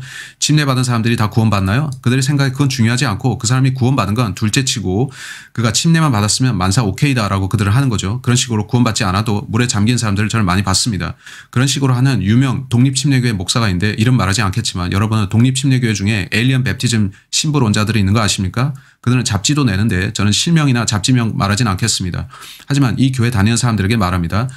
그 목사는 예배 후에 침례를 주는데 사람을 물속에 집어넣기 전에 할 말 있습니까? 라고 물어보는데 그 사람은 저는 어서 빨리 제 모든 죄들을 씻고 싶습니다. 라고 하고 그러면 목사는 재빨리 그를 물에 집어넣으면서 더 이상 말을 하지 못하게 하죠. 명백히 그 남자는 구원을 받지 못한 것입니다. 안 그렇습니까? 그가 물이 자신을 구원할 거라 믿었다면 근데 그가 재빨리 그 사람을 물에 넣었다 빼고 자 명단에 올리시오라고 했습니다. 이 정말 소름 끼치는 짓 아닙니까? 그가 관심 있는 것은 오직 자신과 자기 지역교회를 과시하는 겁니다. 이건 거의 교회가 다른 교회들과 경쟁하는 컨트리 클럽이 된 것인데 어이 목사 당신 이번 주에 몇 명 침례 줬어? 우린 이번 주에 3명 줬다네. 하하 우리는 4명 줬지. 이 얼마나 끔찍한 일입니까? 저는 이런 일을 혐오합니다. 하나님도 혐오하실 겁니다. 왜냐하면 이것은 그들의 교회 건물, 그들의 교파를 위한 것이지 사람들이 구원받게 하는 것이 아닙니다. 그런 걸 보면 전 참 괴롭습니다. 우리는 그런 자들을 침례교 신부주의자라 부르는데 그들을 주의하십시오. 계속 봅시다. 고린도전서 1장 2장으로 갑시다. 여러분께 아주 빨리 이것에 대한 구절들을 보여드릴 텐데 성경에는 지역교회가 나옵니다. 지역교회 자체에 잘못된 것은 없습니다. 하지만 성경에는 이것 또한 나오는데 그리스도의 몸, 모든 구원받은 사람들의 교회가 나옵니다. 이제 고린도전서 1장 2절, 고린도전서 1장 2절 바울은 고린도에 있는 구원받은 신자들에게 이 편지를 씁니다. 고린도전서 1장 2절 고린도에 있는 하나님의 교회 곧 그리스도 예수 안에서 거룩하여지고 성도들로 부르심을 받은 자들과 각처에서 우리 주 즉 그들과 우리 주이신 예수 그리스도의 이름을 부르는 모든 자에게 편지하노니 따라서 그는 여기 고린도에 있는 지역 교회에 편지하는 겁니다. 그곳으로 그는 편지하는데 그런 교회가 있었죠. 네. 하지만 그는 그 외의 모든 구원받은 사람들에게도 이 편지를 씁니다. 여러분 그 차이점을 아시겠나요? 고린도전서 16장 9절 아닙니다. 19절입니다. 19절 보십시오. 아시아에 있는 교회들이 너에게 문안하느니라. 자 이게 뭔가요? 아시아에 있는 모든 지역 교회들을 말하는 겁니다. 아시아에 있는 교회들이 너에게 문안하느니라. 아킬라와 프리스킬라가 그들의 집에 있는 교회입니다. 와 더불어 주 안에서 진심으로 너에게 문안하느니라. 여러분에게 지역교회라 불리는 큰 건물이 있어야 하는 게 아니란 거 아시겠나요? 문자 그대로 가정에서도 만날 수 있습니다. 성경은 그렇게 말합니다. 다른 성경 본문들에서도 신자들이 가정에서 모임을 가진 게 나옵니다. 저는 큰 교회가 필요한 이유를 모르겠습니다. 제가 혐오하는 짓들 중에 하나가 많은 교인들을 모아서 큰 교회 짓는 것입니다. 그리고 나면 그들은 은행에 빚을 질 것이고 교회 분열이 일어나서 그 교회 건물 어떻게 되죠? 온 사우스캐롤라이나 제가 있었던 모든 지역들과 미국 전체에 보면 누가 그 경매에 나온 교회 건물을 차지하나요? 무슬림들이 또는 오순절파가 차지합니다. 저는 그런 것들을 많이 지켜봐 왔습니다. 저런 건물을 원하는 분들, 멋진 건물을 원하는 분들, 휴거가 일어나는 후 적그리스도가 와서 그걸 차지할 텐데 그러면 여러분은 적그리스도를 위해서 멋진 건물을 지어 바친 겁니다. 안 그랬어요? 참 잘했습니다. 푹신한 교회 좌석, 기타 등등을 갖게 돼서 축하합니다. 하지만 여러분은 그냥 크리스찬들로서 가정에서라도 예배 드리는 게 낫습니다. 정직하게 말해서요. 저 건물 안에는 많은 교회 전통들이 있습니다. 성경은 전통으로 하나님의 말씀을 무효화시킨다라고 말씀합니다.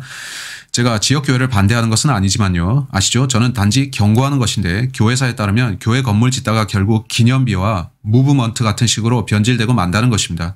그래서 여러분은 깨어 계십시오. 이제 더 많은 구절들을 살펴봅시다. 이제 볼 구절은 앞서 봤어야 했는데 안 봤네요. 로마서 16장 5절 본문에서 사람들의 집에 있었던 교회를 말씀합니다. 이것이 지역교회인데 우리는 이미 에베소서 2장에서 하늘에 앉혀진 자들의 교회를 봤었죠. 여러분 그 둘의 차이점을 아시겠나요? 진도를 나가려면 그 차이점을 이해하셔야 합니다. 제 설명에 대해서 어떤 질문이나 의견이 있습니까?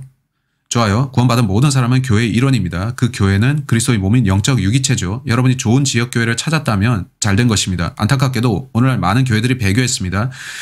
하지만 여러분이 좋은 지역교회를 찾아서 다닌다면 우리는 거기서 교제할 수 있습니다.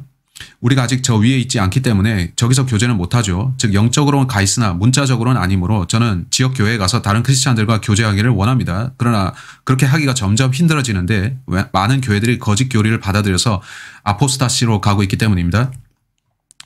여러분이 바른 교회를 찾지 못했더라도 세상에 아직 좀 있습니다. 찾기 힘들지만 누군가가 제게 링크를 보내줬는데 fundamental.org입니다. 거기 보면 전 세계 킹제임스 성경 믿는 교회들이 나오는데 fundamental.org입니다. 하지만 그 교회들이 다 괜찮은지를 누가 알겠습니까? 어떤 이들이 제게 말하기를 제가 가까이 있는 세 군데 교회를 갔더니 둘은 엉망이고 하나는 괜찮았습니다 라고 합니다. 그래서 여러분은 실상을 봐야 알 수 있는데 얼마나 많은 사람들이 진리에서 떠나는지 모릅니다. 이제 마지막 부분으로 가봅시다. 교회는 언제 시작되었는가 하는 거 말이죠. 이거는 논란이 많은 주제이기 때문에 여러분은 질문하셔도 됩니다.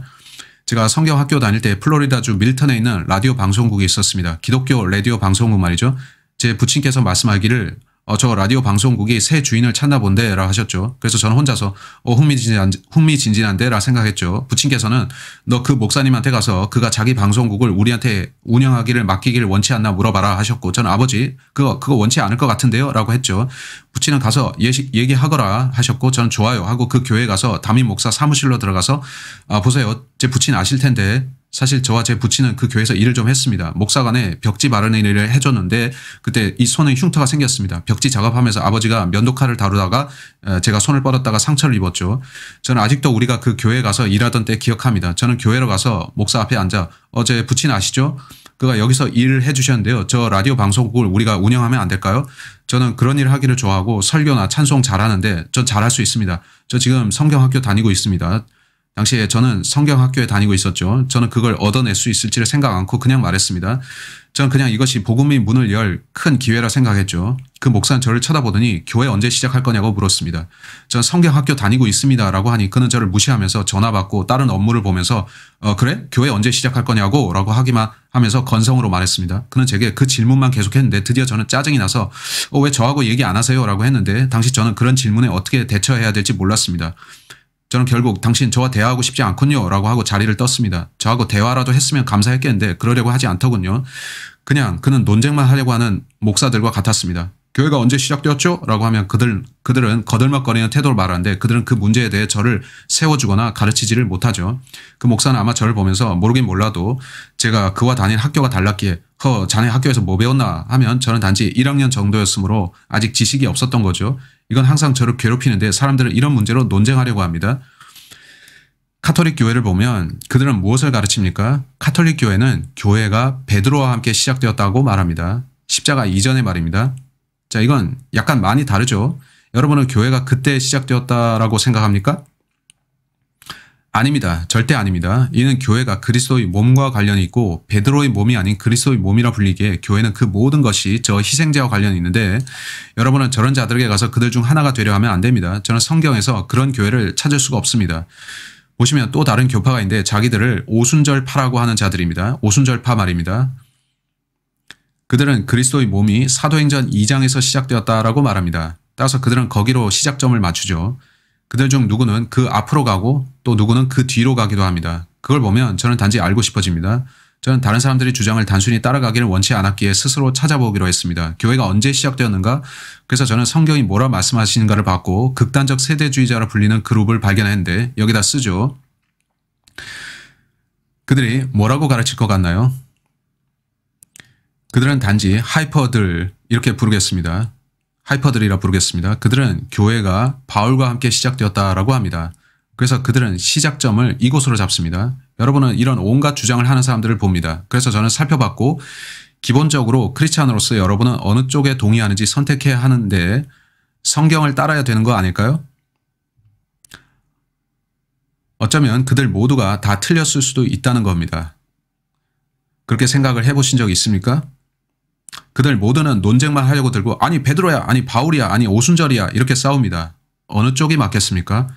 그들을 계속 볼 것이 아니라 그들은 건너뛰어버리고 여러분 스스로 성경을 보면서 답을 찾으세요. 베레아 사람들은 그렇게 했습니다. 아멘. 성경을 펴고 스스로 답을 찾으시라는 겁니다. 그렇다면 교회는 언제 시작되었나요? 에베소서 2장으로 갑시다. 자, 이것으로서 왈가왈부가 더 필요 없어지는데 제가 바이블 빌리버라면 전 그러한데 성경만 따릅니다. 저는 본문 그대로 믿는데 그 몸이 시작된 시점이 이 구절에 나온 대로라고 믿습니다. 저는 이 구절에서 답을 찾았습니다. 에베소서 2장 16절. 우리는 15절부터 읽기 시작했지만 약간 읽다가 말았는데 그러면 15절부터 보겠습니다. 원수된 것 곧 법령 안에 속한 계명들의 율법까지도 율법에는 많은 법령들이 있었죠. 그의 육신 안에서 예수님의 몸 곧 육신을 말합니다. 폐기하셨으니 이는 그 둘을 자기 안에서 한 새 사람으로 창조하사 화평케 하시고 그의 십자가를 통하여 무엇을 통해서라고요? 십자가를 통하여 둘을 한 몸으로 만들어 하나님과 화해하도록 함이며 그 십자가로 원수된 것을 죽이려 함이니라. 제가 이 구절을 볼 때 아는 것은 그 몸이 십자가와 함께 시작되었다는 겁니다. 그래서 그리스도의 몸이라 불리는 건데 베드로의 몸이나 오순절의 몸, 바울의 몸이 아닌 그리스도의 몸이라는 거죠. 따라서 그리스도께서 하신 그 일로 그는 한 몸을 시작하셨는데 우리는 그 몸 안에 언제 누군가가 들어가는가에 대해서 온종일 논쟁할 수 있지만 그건 완전히 다른 관점입니다. 맞죠? 어쩌면 오순절 이전까지 아무도 거기에 들어가 있지 않았을 수도 있는데 그렇게 주장하는 사람들도 있습니다. 아니면 십자가의 한편 강도가 그리스도의 몸에 첫 번째로 들어간 사람일 수도 있죠. 왜냐하면 주께서 내가 오늘 나와 함께 낙원에 있으리라 하셨으므로 물론 아시겠지만 이건 좀 다른 사안이지만 저는 언제 최초의 신자가 그 몸 안에 있었는지를 말하는 것은 아닙니다. 그건 논점이 아닌데 전혀 다른 주제입니다. 사람들은 그것 가지고도 논쟁하는데 전혀 다른 겁니다. 한데 그리스도의 몸이 어디서 시작되었나요? 십자가의 죽음에서입니다. 왜냐하면 본문은 그가 그 일을 하심을 통해 둘을 한 몸으로 만드셨다 하기 때문입니다. 따라서 십자가를 통해 그 몸이 시작된 겁니다. 제가 이단적인가요? 아니면 제가 맞는 건가요? 그리스도의 몸이 십자가 위에 그리스도와 함께 시작되었다는 그건 말이죠. 그건 제가 성경을 통해서 발견한 사실인데 왜 사람들은 이걸로 논쟁할까요? 왜 저 그룹들은 잘못된 것들을 가르칩니까? 왜냐하면 어떤 사람이 그 교파를 시작하면서 성경에 대한 자기 해석을 집어넣기 때문입니다. 저는 어떤 사람의 생각을 따라가지 않는데 저는 성경이 말씀하는 그대로를 따라갑니다. 따라서 이들 중 마지막이 극단적 세대주의자들인데요. 그들 중에 다수가 고린도 전서 15장 1절로 4절과 그리스도의 피 구속을 믿습니다. 그럼 저는 하나님께 감사드립니다. 저는 당신들과 친구가 될 수 있습니다. 라고 하죠. 제가 그들에게 가서 이렇게 가르치면 그들은 저리 가시오. 우리는 당신의 친구가 아니오. 라고 합니다. 그럼 저는 왜 아니라고 하죠? 우리는 같은 복음을 믿는데요. 라 하죠. 그 이유는 그들이 그리스도의 몸은 바울 이전에 시작되지 않았다고 믿기 때문입니다. 그럼 저는 그 이유를 설명해 달라고 합니다. 그들의 논쟁을 알고 싶습니까? 그들의 논쟁을 보고 그리고 성경을 보면 여러분 스스로 성경을 보기를 원하는데 여러분이 극단적 세대주의자이건 아니건 저는 아닙니다. 저는 성경 학교 다닐 때 그들에 대한 경고를 들었는데 그들처럼 되지 않으려 합니다. 스템, 벌린거 같은 사람들처럼 말이죠. 저는 그들의 책들을 받고 확인했습니다. 그래서 저는 성경을 아는 사람으로서 거기 빠질 수가 없습니다. 제가 왜 그걸 못 받아들이냐면은 이것이 그들이 제시하는 구절입니다. 그들의 대표 구절이죠. 고린도전서 3장 10절입니다. 이것이 그들이 이걸 뭐라고 하나요? 그들의 전매 특허 구절입니다. 이를 근거로 그들은 하나님께서 바울을 부르셨고 그를 이방인들에게 전파하러 보내셨는데 그들의 말대로 하면 그리스도의 몸이 바울과 함께 시작되었답니다. 그렇다면 제 질문은 왜 그 몸이 바울의 몸이라고 불리지 않느냐는 겁니다. 아시죠? 그 몸은 그리스도의 몸입니다. 하지만 이것이 그들의 대표 구절인데 그들은 이 한 구절을 문맥에서 분리시켜 그리스도의 몸은 바울과 함께 시작되었다라고 합니다. 고린도전서 3장 10절 누군가 성경의 한 구절을 꺼내서 임의로 쓰면 원칙은 문맥대로 앞뒤 구절들을 비교해 봐야 한다는 것을 알아야 됩니다. 이것이 극단적 세대주의 교회가 가르치는 것인데 그들은 이렇게 말합니다. 10절 내게 주신 하나님의 은혜에 따라 내가 여기서의 나는 바울입니다. 현명한 건축가와 같이 기초를 닦았더니 다른 사람이 그 위에 지으니라. 그러나 각 사람은 그 위에다 어떻게 지을지 주의해야 할 것이라. 그들은 여기서 정지해버립니다. 그리고 나서 그들은 더 이상 다른 성경 본문을 읽지 않습니다. 왜냐하면 여러분이 더 보기 시작하면 헤이 이 구절은 어떻습니까? 라고 하면 그들은 shut up 하죠. 이 구절을 놓고 그들이 뭐라고 하는가 봅시다. 그들은 바울이 자신을 건축가라고 했고 그가 기초를 놓았다고 합니다. 그래서 바울이 교회의 기초이자 그리스도의 몸이라는 겁니다. 그들은 이 구절로부터 그러한 교리를 끌어냅니다. 저는 그 주장을 받아들일 수가 없는데 그 다음 구절 때문입니다. 11절은 어떻게 말씀하고 있나요? 이 닦아놓은 기초 외에 아무도 다른 기초를 놓을 수 없나니 이 기초는 예수 그리스도시라. 누가 교회의 기초라고요? 바울은 자신이 고린도에 있는 지역 교회의 기초를 놓았지만 이쪽이 그리스도의 몸된 교회의 기초라 말하고 있는 겁니다. 그는 여기서 그렇게 말하고 있는 겁니다.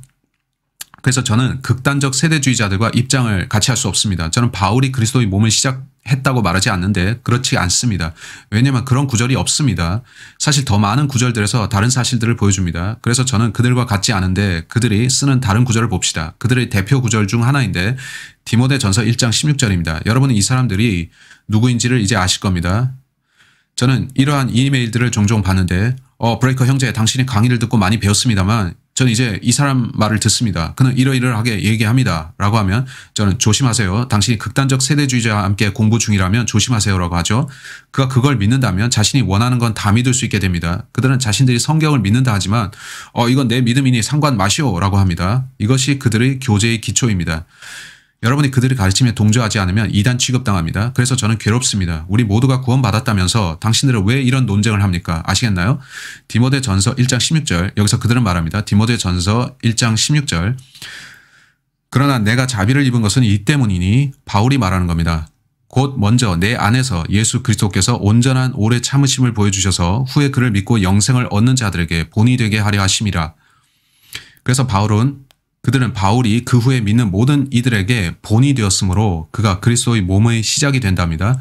본문 어디에서 바울이 그리스도의 몸을 시작했다고 나오고 있습니까? 그렇게 말씀하지 않습니다. 그런 의미를 그들은 본문에 집어넣고 읽었을 뿐이죠. 바울은 자신이 오래 참으심에 대한 첫 번째 표본이라고 말하고 있는 겁니다. 지금 그곳을 볼 시간은 없지만 베드로 후서에 보면 베드로가 바울을 인용하는데 그는 이 오래 참으심이라는 단어를 사용합니다. 우리 사랑하는 형제 바울이 오래 참으심을 말했다고 하면서요. 여러분이 바울의 인생 양력을 보면 그가 무슨 짓을 했나요? 그는 크리스찬들을 죽였습니다. 하나님께서는 바울의 행동을 아주 오래 참으셨는데 그동안 그는 무서운 짓들을 했지만 주께서는 결국 그가 구원받을 것을 아셨습니다. 따라서 바울은 은혜의 본이었고 하나님께서는 바울에게 은혜를 보여주셨습니다. 여러분이 사악하고 끔찍한 짓들을 저지르다가 구원받으면 이건 대단한 일이고 그래서 하나님께서 바울 같은 무서운 살인자를 구원하실 수 있다면 다른 누구든 구원하실 수가 있다는 것이 됩니다. 전 이 구절에서 바울이 그리스도의 몸을 시작했다는 걸 찾을 수가 없는데 그런데 이것이 그들의 대표 구절입니다. 다른 한 구절은 고린도전서였고 제가 볼 때 그들은 충분한 근거를 못 찾는 것 같죠. 그래서 그들은 그 몸을 바울의 몸으로 바꿔 불러야 될 것입니다. 이제 고린도전서 12장으로 갑시다. 많은 극단적 세대주의자들이 말하는 것 중 하나가 이겁니다. 사도들이 그리스도의 몸의 일부가 아니었다고 그들은 말하는데요. 이 유대인 사도들 말입니다. 그래서 저는 그들의 가르침을 많이 파악하지 못했는데 왜냐하면 다 중구난방이라서요.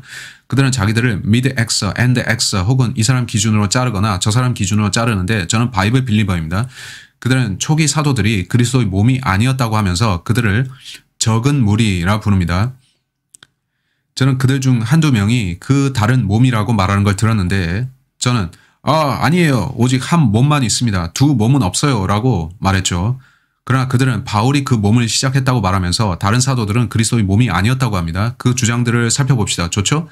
저는 성경으로 살펴보기를 원하지 누구를 공격하거나 비난하지 않습니다. 아시죠? 저는 성경으로 확인하기를 원합니다. 성경이 말씀하는 대로 따라가려는 거죠. 고린도전서 12장 28절 고린도전서 12장 28절은 말씀합니다.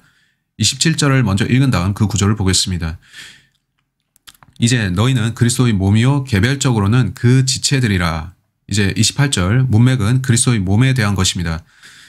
하나님께서 교회 안에 몇을 세우셨으니 첫째는 사도들이요. 누구라고요? 따라서 사도들은 그리스도의 몸인 교회 안에 있습니다. 저는 그들이 아니 그건 다른 교회예요 라고 하는 걸 들었는데 오케이 잘 가세요. 당신네가 저와 교제하고 싶지 않고 자신이 이단인 걸 고백한다면 저는 성경을 보면서 당신의 말과 정반대의 사실을 찾았으니 우리의 최선은 서로 갈라지는 거겠죠. 저는 그러기를 원치 않고 당신을 주 안에서 사랑하지만 당신은 뭐 하는 사람입니까? 자, 그래서 따라서 사도들이 있고 그 다음으로 선지자들 그리고 교사들이 나오죠.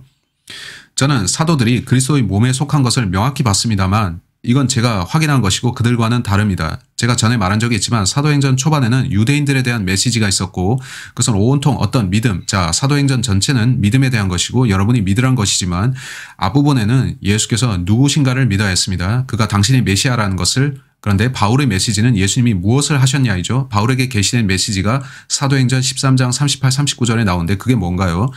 이분을 통해 너희 죄들의 사함이 선포되었다라는 것이죠. 의롭게 되지 못했던 그들이 여기서 우리는 예수께서 죽으신 후 justified라는 단어가 처음 쓰인 걸 보는데 모세의 율법으로는 안 되고 그리스도를 통해 의롭게 된다는 겁니다. 그러므로 바울의 메시지는 믿음으로 의롭게 된다라는 거죠.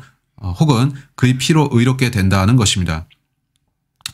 따라서 바울의 메시지는 약간 다른데 그가 가서 사람들에게 예수님께서 메시아시다라고 외쳤다면 그것이 이방인들에게 뭔 의미가 있나요? 메시아가 뭐 하는 분인지 그 이방인들이 어떻게 합니까? 유대인들은 메시아를 기다려왔고 다니엘서의 예언도 있기 때문에 메시아가 뭔지 알지만 하나님께서 바울에게 내가 한 일을 믿게 하여라. 너희는 내 피의 속죄를 믿어야 한다. 내가 너희를 구원하기 위해서 한 이 일을 믿으라고 하셨죠. 여러분은 사도행전에서 누구와 무엇의 메시지의 차이점을 아셨습니까? 여러분이 이걸 볼 때 왜 바울이 성경에 있는지 아실 겁니다. 예수께서 누구신가를 믿었던 이 바울 이전 사람들은 제가 믿기로 그들도 그리스도의 몸 안에 있었죠. 성경은 매우 분명히 그걸 말씀합니다. 제가 왜 그렇게 말하는지를 보여드리겠는데 고린도전서 15장 9절로 가봅시다. 바울은 구원받는 것이 그리스도 안에 들어가는 것이라고 분명히 말했습니다. 그것은 그리스도의 몸인데 성경은 그리스도 또한 우리 안에 들어오신다라고 합니다. 따라서 우리는 그리스도 안에, 그리스도는 우리 안에 계십니다. 바울이 그리스도 안에라는 표현을 쓸 때는 항상 그리스도의 몸 안에를 뜻하는 겁니다. 만일 그리스도의 몸이 바울과 함께 시작되었다면 여러분은 이 구절을 성경에서 빼버려야 할 겁니다. 고린도전서 15장 9절이 어떻게 말씀하는지를 보세요. 나는 사도들 가운데서 가장 작은 자요 사도라 불리기도 적합지 못한 자니 이는 내가 하나님의 교회를 뭐라고요? 박해하였기 때문이라. 따라서 그리스도의 몸인 교회 안에 어떤 사람들이 바울 이전에 있었다는 겁니다. 맞나요? 그래서 저는 극단적 세대주의자가 될 수 없습니다. 저는 그들처럼 이 성경 구절을 잘라내도 괜찮고 편집하고 이렇게 하지 않습니다. 단지 저는 당신들의 말은 들을 수 없습니다. 당신들과 함께 가기 위해서 이 구절들을 없앨 수는 없죠. 그럴 수 없단 말입니다. 그러지도 않을 것이고 로마서 16장 7절 봅시다. 저는 그들을 미워하지는 않습니다. 이거는 증오가 아닌데 저는 저 그룹에 속한 자들을 미워하지 않습니다. 저는 그들이 성경을 공부하지 않는다는 게 서글플 뿐입니다. 저는 그들이 뭘 가르치는지 여러분께 제시하여서 성경과 비교하게 하고 깨닫게 하려는 겁니다. 아시죠? 로마서 16장 7절, 로마서 16장 7절. 내 친척이며 나와 함께 갇힌 안드로니코와 유니아에게 문안하라. 그들은 사도들 중에서 이름 있는 자들이요 또한 나보다 먼저 그리스도 안에 있었느니라. 바울은 자신이 구원받기 전에 교회를 박해했다 했었고 그렇다면 교회는 바울 이전에 있었던 거겠죠. 바울은 그리스도의 몸의 시작점이 될 수 없는데 교회가 그리스도의 몸이죠. 바울은 자신보다 앞서서 어떤 사람들이 그리스도 안에 있었다고 하는데 그들이 무엇 안에 있었나요? 그 몸이죠. 그렇다면 어떻게 그러한 그들의 주장이 가능합니까? 아니 교회는 바울 이전에 시작되지 않았어 라고 하는 거 말이죠. 그들은 그리스도의 몸을 말하는 건데 그들 말대로 하면 바울의 몸이로 되어야 되겠네요. 이제 저는 그들 중 한 명의 말을 들은 것인데 극단적 세대주의자들은 생각이 다양해서 이 사람은 이렇게 하고 저 사람은 저렇게 합니다. 하지만 그들은 공통점인데 바울이 그리스도의 몸을 시작한 사람이라고 합니다. 어쨌든 저는 그들 중 한 명에게서 들었기에 그들 모두가 이런 주장을 하리라 생각지는 않지만 그 한 사람이 얘기하기로 그리스도의 몸에는 유대인이 없고 이방인들만 있다고 합니다. 그렇다면 저는 그 사람에게 질문할 게 많은데 다만 그를 내버려 두는 게 최선일 것 같습니다. 하지만 저는 묻고 싶습니다. 바울이 누군데요? 그는 유대인 아닌가요? 당신은 방금 그리스도의 몸이 이방인들로만 되어 있다고 말했는데 그 교회의 첫 번째 사람이 유대인이군요. 당신 말을 스스로 부정하는 건데요. 제 말은 당신들의 모든 교리가 여기서 완전히 끝난단 말입니다. 그럼 말이 안 되게 생겼으니까요. 그래서 저는 성경을 펴고 이 사람들은 이렇게 말하고 저 사람들은 저러는데 저는 성경 공부를 사랑하고 다른 교파들이 뭐라 가르치는지도 살펴봅니다. 하지만 저는 언제나 성경으로 판단합니다. 그들의 주장이 성경과 맞는지 보는 거죠. 많은 경우에 그렇지 못합니다. 그래서 저는 제7일 안식교에 속할 수 없고 신부주의자나 로마 카톨릭, 교황주의자, 오순절파, 극단적 세대주의자가 될 수 없습니다. 저는 진짜 바이블 빌리버로서 성경대로 가르치는 것입니다. 우리가 본 그 구절에서 주께서는 두 부류를 십자가를 통해 한 세 사람, 한 몸으로 만드셨다고 합니다. 그래서 십자가가 그리스도의 몸을 시작한 기점이 되어야 하는 겁니다. 저는 구절들을 여기에 쓰진 않겠는데 그냥 말하고 있습니다. 우리는 그 구절들을 보지는 않겠지만 예수께서는 최후의 만찬 자리에서 너희는 받아 마시라. 이것이 나의 피니라. 받아 먹으라. 이것이 내 몸이니라고 하셨죠. 그가 그 말을 하신 것이 복음서들에 나오고 있습니다. 많은 사람을 위해 흘리는 내 피니라. 많은 사람을 위해 흘리는 피니라. 그는 이렇게 말씀하십니다.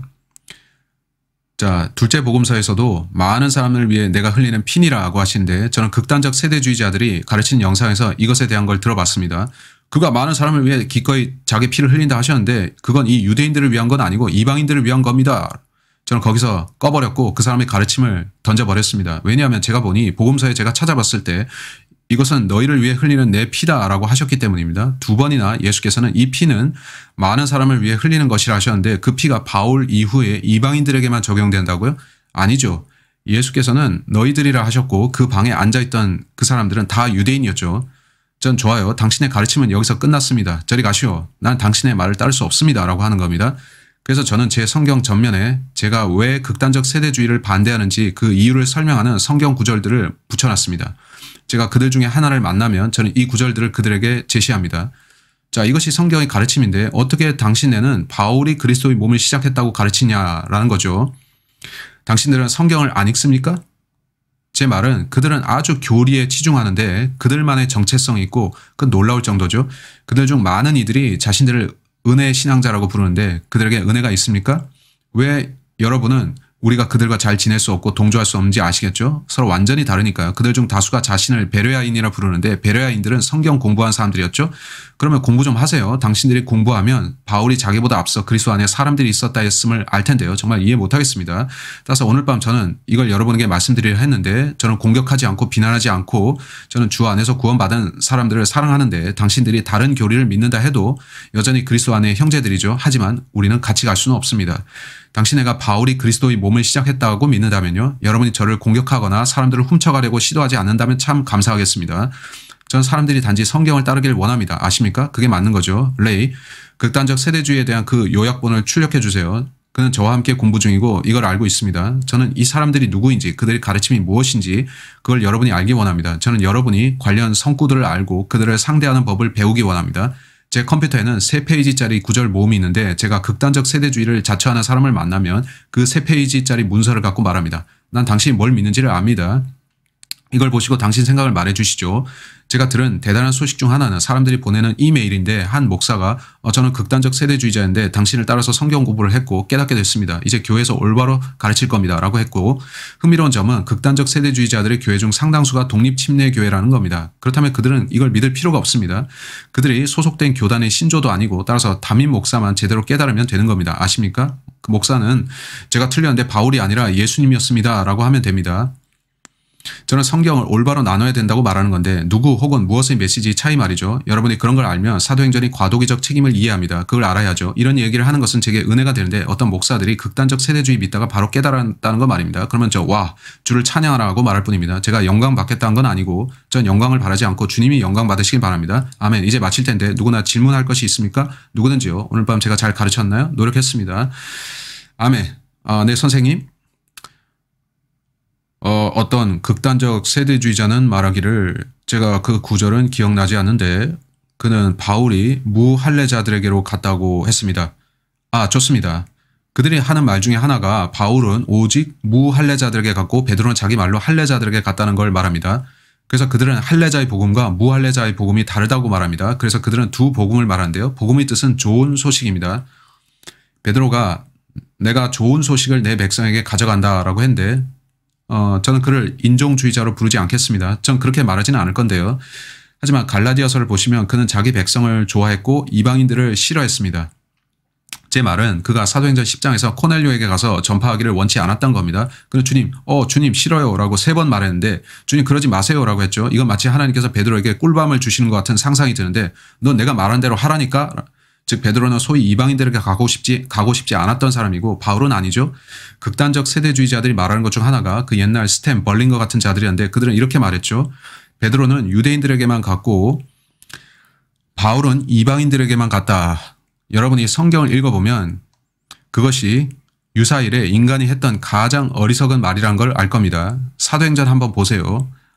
바울은 그가 가는 곳 어디에서나 회당으로 먼저 들어갔죠. 토요일에 그는 회당에서 유대인들을 구령했습니다. 일부는 구원받고 그에게 가담했지만 일부는 아니었죠. 그는 한 장소에 한 주나 2주 이상 머물지 못하고 쫓겨났는데 몇 명의 회심자를 얻고 그 다음에 이방인들에게 전했죠. 유대인 새신자들을 얻은 후 이방인들에게 전했고 그의 순서는 유대인 그 다음에 이방인이었습니다. 사도행전 끝에 가서야 바울은 유대인들 앞에서 이제 나는 이방인들에게 간다라고 말합니다. 따라서 그런 말은 틀린 겁니다. 베드로는 할례자들에게 복음을 들고 가고 바울은 무할례자들에게 간다는 것은 나는 유대인들에게 선교하러 가고 당신은 이방인들에게 선교하러 간다라는 말과 같습니다. 저는 온두라스에서 수년간 선교사를 했는데 거기서 온두라스 사람들에게만 주님을 소개했지 않았습니다. 죄송하지만 당신은 캐나다 사람이라서 내가 당신에게 복음을 전하고 싶지만 지옥에나 가세요. 당신이 온두라스에 있기 때문에 저는 당신을 주님께 인도하지 못합니다. 그거 아니죠. 따라서 누구를 위한 선교를 한다는 게 복음 전파 대상을 제한시킨다는 게 아닙니다. 이것 또한 많은 극단적 세대주의자들에게서 약간의 논쟁이 일어나는 부분인데 그들은 바울은 이방인들에게만 갔다. 베드로는 아니다. 이렇게 말하는데 아닙니다. 사도행전 읽어보시면 바울은 어딜 가나 회당으로 먼저 갔습니다. 회당이 먼저였습니다. 그는 자기 동족을 사랑했기에 유대인들을 구령하려고 했습니다. 맞나요? 또한 알다시피 베드로는 코넬료를 죽게 인도했는데 그 후에 갈라디아서를 기억하신다면 바울이 베드로를 책망하는 게 나오죠. 이방인들이 올 때마다 베드로가 자리를 피했다는 겁니다. 그는 인종주의자 같은 모습을 보였기에 바울에게 책망받고 있습니다. 이 사람들도 구원받았는데 왜 당신은 그들과 시간을 보내지 않습니까? 라고 한 겁니다. 아십니까? 이건 좋은 질문입니다. 좋은 지적이에요. 다른 질문 있나요?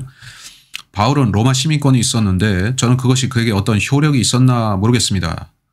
네, 바울은 유대인이면서 동시에 로마 시민이었습니다. 사도행전에서는 이 부분을 많이 언급하는데 베드로는 13장 이후 존재감이 희미해져 갑니다. 사도행전 뒷부분에서 우리는 베드로에 대해서 별로 듣지 못하는데 온통 바울 얘기만 하고 있죠. 바울은 실제로 로마 시민이었고 그는 자신의 신분을 제시하곤 했습니다. 그런 이유로 그는 로마로 보내져서 카이사 앞에서 재판도 받게 되었죠. 그는 이방인이 아니었지만 양쪽 부류에 걸쳐져 있었고 하나님께서는 그를 폭넓게 쓰신 이유가 거기에 있을지도 모르겠습니다. 그는 여행의 자유가 있었으니까요. 하나님께서는 많은 사람들을 쓰기를 원하십니다. 하나님께서 사도 바울을 사용하신 건 감사드릴 일입니다. 하지만 사도 바울을 오직 이방인의 사도로 만들고 그리스도의 몸을 시작한 자로 만든다면 그건 잘못된 가르침입니다. 저는 무례하게 말하고 싶지 않지만 당신은 성경을 전혀 읽지 않은 겁니다. 당신이 성경을 읽었다면 어떻게 그렇게 가르칩니까? 바로 한 구절 다음에서 교회의 기초를 예수님이라고 말하고 있는데요. 그러니 말이 안 되죠. 자, 또 누구든 질문 있으신가요? 좋아요. 그럼 자매님. 당신은 침례교 신부주의자라는 용어를 쓰셨는데 그건 다소 경멸적인 의미로 들립니다. 그 사람들은 자신을 그렇게 부르지 않습니다. 네, 맞습니다. 극단적 세대주의자들 돌아다니면서 헬로우 저는 극단적 세대주의자입니다 라고 하진 않죠. 그래서 그건 그들에게 붙은 이름이죠. 신부주의자들은 그 뜻이 뭔지도 모릅니다. 이런 명칭들 중 다수가 바이블 빌리버들로부터 나왔는데 그 자들이 가르침을 관찰하면서 이렇게 불러야겠군 이라고 한 겁니다. 그러니 그 호칭이 경멸적일 수는 있는데 저는 경멸적으로 쓰진 않았습니다. 그들을 묘사하기 위한 적절한 용어를 썼을 뿐입니다. 그렇다면 그들이 자신을 부르는 교파명은 없는 건가요? 대개의 극단적 세대주의자들은 자신을 은혜신앙자, 배려아인, 기타 이름들로 부르는데 그런 이름들 아십니까? 한데 침례교 신부주의자들의 대부분은 그냥 침례교도라고 통합니다. 그들 중 다수가 독립침례교에 속해 있고 일부는 남침례교도입니다. 그렇다면 침례교 신부주의자들이 자신을 밝히기 전에는 누가 누군지를 모르겠군요. 맞습니다. 담임 목사가 이야기해 보기 전까지는 그 교회가 브라이더 그룹인지 아닌지 알 수가 없습니다. 목사에게 물침례에 대해 어떻게 믿냐고 물어봤을 때 그것은 교회의 일원이 되는 겁니다 라고 하면 그거 1차적으로 조짐이 있는 겁니다. 그가 에일리언 베프티즘이라는 용어를 쓴다면 그건 확실히 베프티스트 브라이더인 겁니다. 제 말은 제가 여러분이 구원받은 다음에 물침례를 줄 수가 있는데 그것을 준다고 해서 교회 회원이 된다는 건 아니란 뜻입니다. 근데 많은 교회들에서는 그들의 정관에 쓰고 있기를 여러분이 우리 교회 회원이 되려면 물침례 받아야 한다라고 하죠. 많은 교회들이 당신이 이 교회 회원이 되려면 물침례 받아야 된다고 합니다. 이것이 그들의 전제 조건인데 그들은 베드로 그 외 다른 구절들로 가서 그것은 죽음 장사된 부활의 간증 혹은 모형이라고 말하죠. 그리고 그들은 어떤 용어를 쓰는데 간증 또 모형 상징 침례는 여러분이 그리스도인임을 입증하고 다른 신앙인들에게 저는 죽고 장사되고 부활했습니다 라고 하는 것이란 얘기죠. 그들은 물침례를 그렇게 바라보는데 저는 물침례라는 행위가 죄인을 구원한다고 믿지 않습니다. 그들 또한 그렇게 믿지는 않는데 대신 그들은 그 의식이 여러분을 몸의 구성원이 되게 한다고 말합니다. 초창기 침례교 신부주의자였던 옛날 침례교 목사 한 명 있었는데 그가 이런 책을 썼죠. J.R. Graves의 Old Landmarkism입니다. Old Landmarkism입니다. J.R. Graves는 그들 중에 한 명이었고 그는 남침례교도이기도 했죠. 그는 교회 회원의 자격으로 물침례가 필요하다고 믿었습니다. 그러한 가르침이 어디에서 왔냐 하고 보면 제가 보기에는 알렉산더 캠벨로부터 왔는데 그들로부터 온 것입니다. 그들은 물침례 받기 전까지 구원을 못 받는다고 가르쳤는데 물침례 없이는 이쪽 교회로 못 들어간다는 겁니다. 이제 아시겠나요? 여러분이 성경으로부터 멀어지면 어떤 이단의 관점으로 갈 것이고 말씀을 왜곡해서 거짓 교리를 가르친다는 겁니다. 오늘날 물침례가 구원을 가져오고 여러분을 그리스도의 몸에 넣어준다 믿는 사람들이 있습니다. 그건 절대적으로 아닙니다. 오직 믿음만으로 우리는 구원받는데 우리가 원한다면 이 교회의 회원이 되어서 다닐 수도 있고 지역교회에 속한다는 것도 좋은 일입니다. 제 말 뜻 아시나요? 하지만 어떤 경우에 그건 어리석은 짓이 됩니다. 제가 만난 사람 중에는 저는 7번 침례 받았습니다 한 사람도 있고 그들은 교회 쇼핑하러 다니는 사람들입니다. 그들이 가는 교회마다 다시 침례 받으러 가니까 계속 받은 겁니다. 그런 경우가 많은데 대부분의 교회들은 서류가 필요하다고 하죠. 자, 그 양식을 뭐라고 부르죠? 목사가 써주는 양식이요. 침례 증명서 아닌가요? 아닙니다. 여러분이 한 교회를 떠나서 다른 교회로 가려면 필요한 양식인데요. 맞아요. 추천서입니다. 추천서. 그런 게 있죠. 목사가 편지에 이러이러한 사람이 우리 교회에서 품행이 방정한 사람인데 그는 여기에서 침례 받았습니다 라고 하고 그걸 다른 교회 목사에게 보내면 그는 좋아요. 이 사람은 여기서 다시 침례 받을 필요가 없군요 라고 하는 거죠. 옛날에 1800년대에는 어떤 남자가 이 교회 다니다가 죄를 짓고 저기서 나가서 다른 교회에 출석하려고 하면 목사가 당신 이전 담임 목사에게 물어볼게요라 하죠. 그러면 아니 물어보지 마세요라 하는데 그 사람은 교회 돈을 훔쳤거나 뭘 잘못한 거죠. 그가 다른 교회에 속하려고 할 때 그가 이전 교회를 떠난 이유가 증명돼야 합니다. 그 사람이 거짓말쟁이거나 도둑질한지 확인하려고요. 그건 옛날 얘기고요. 어쨌건 좋은 질문입니다. 랜드마키즘에 대한 추가 질문인데요. 그들은 대부분 그들의 교파명을 교회 이름에 명시하는데 네, 맞습니다. 네네. 전부는 아니지만 일부 침례교회들은 그들이 랜드마크 침례교도라 불리는데 이는 그들이 J.R. 그레이브스로부터 나왔기 때문입니다. 그런 이름을 쓰지만 항상 그 교파인 것은 아닙니다. 하지만 어떤 목사가 들어와서 그들과 다른 믿음을 가르치기도 하는 겁니다. 그래서 가능성은 많지만 그래서 로라의 여동생이 거기에 다녔어요. 네. 로라의 동생이 베레아 교회에 다녔는데 그 베레아 교회는 교파명이 아니라 그냥 교회 이름입니다. 여러분이 마케도니아 침례교회에 다닌다 해서 그 교회가 마케도니아 교회는 아니죠. 저는 랜드마키즘에 대해서 뭔가 말하려 했는데 이 J.R. 그레이브스는 여러분이 그 책을 구할 수 있으면 한번 보세요. Old Landmarkism이라는 책 말이죠. 저는 읽었는데 설명하자면 그는 바이블 빌리버가 아니라 그냥 침례교도였습니다. 그는 주의 만찬 때 발효주를 쓰라고 말했죠. 전 세상이 끔찍하다고 생각했죠. 그 희한한 사람들은 온갖 이상한 교리들을 말하는데 이런 걸 보면서 저는 교회를 정해서 다니는 게 쉽지 않다는 생각이 듭니다. 어디든 다 성경적으로 믿지는 않기 때문이죠. 우리는 은혜를 지켜야 하는데 우리가 어떤 교회를 다닐 때 그 목사의 생각과 100% 같지는 않다는 겁니다. 92%, 95% 우리가 어느 정도까지 용납해야 될까요?